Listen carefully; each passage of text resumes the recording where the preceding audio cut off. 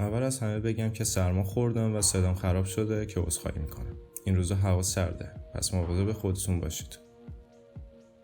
سریال ونزدی به تازگی تو سرویس تماشای آنلاین نتفلیکس منتشر شد.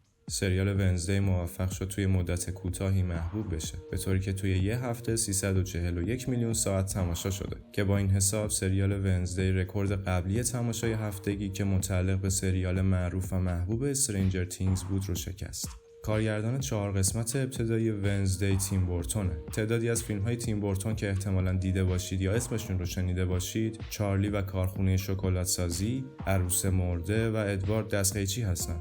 جنا اورتگای 20 ساله نقش اصلی این سریال یعنی ونزدی رو بازی میکنه. کاترین زیتا جونز و لوئیس گوزمن نقش مادر و پدر ونزدی رو بازی میکنن.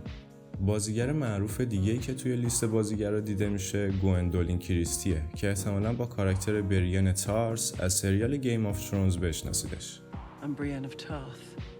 سریال ونزدی 8 قسمته و ژانر این سریال کمدی ترسناکه.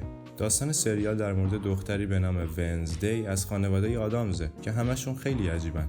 اونطوری که از تریلرهای ونزدی میشه فهمید، ونزدی دختریه که از مدرسه خوشش نمیاد و چندین بار از مدرسه‌های مختلف اخراج شده. بعد از اینکه ونزدی متوجه میشه چند نفر توی مدرسه برادرش پاگزلی رو اذیت کردن، سعی میکنه با ریختن ماهی‌های گوشتخوار پیرانا توی صخر مدرسه انتقام برادرش رو بگیره. که در نتیجه برای چندمین بار از مدرسه اخراج میشه. مورتیشا و گومز پدر و مادر ونزدی اون رو به نورمور اکادمی میبرن که مدرسه‌ای برای افرادی مثل ونزدی، جایی که ونزدی با شخصیت سرد و بی‌احساسش دوست‌ها و دشمن‌های جدیدی پیدا میکنه. ونزدی متوجه میشه اتفاقات عجیبی توی مدرسه جدیدش در جریانه. ونزدی سعی میکنه با استفاده از قدرت‌های روانیش معمای قتل‌هایی که در مدرسه‌اش اتفاق افتاده رو حل کنه. و از اونجایی که یه معما کمشه، همزمان دنبال جواب معمای دیگه‌ای میره که سالها پیش پدر و مادرش رو درگیر کرده بود. خانواده آدامز یه عضو عجیب هم داره، یه دست جدا شده متحرک که اونا تینگ صداش میکنه.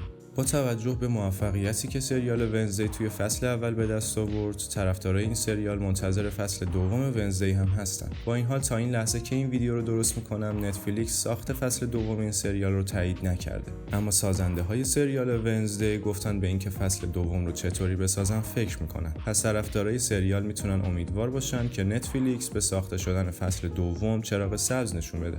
جالبه بدونید خانواده آدامز و ونزدی دختر خانواده آدامز شخصیت‌های تخیلی هستند که اولین بار توسط کارتونیست آمریکایی چارلز آدامز ساخته شدن. کارتون خانواده آدامز اولین بار سال 1938 در مجله هفتگی نیویورکر چاپ شد و بعد از اون بارها در ساخت فیلم، سریال تلویزیونی و انیمیشن ازشون استفاده شد. سریال ونزدی هم داستان دختر خانواده آدامز یعنی ونزدی رو روایت میکنه. صفحه اینستاگرام جنا اورتگا بازیگر نقش ونزدی بعد از انتشار این سریال با انفجار دنبال کننده روبرو شد و تا زمان ساخت این ویدیو 20 میلیون دنبال کننده داره. دیدگاه منتقدها نسبت به این سریال ترکیبی از نظرهای خیلی خوب و خیلی بده. بعضی منتقدها سریال رو قابل قبول و راضی کننده دونستن و بعضی دیگه مواردی از جمله بازی بازیگرا رو مورد نقد قرار دادن.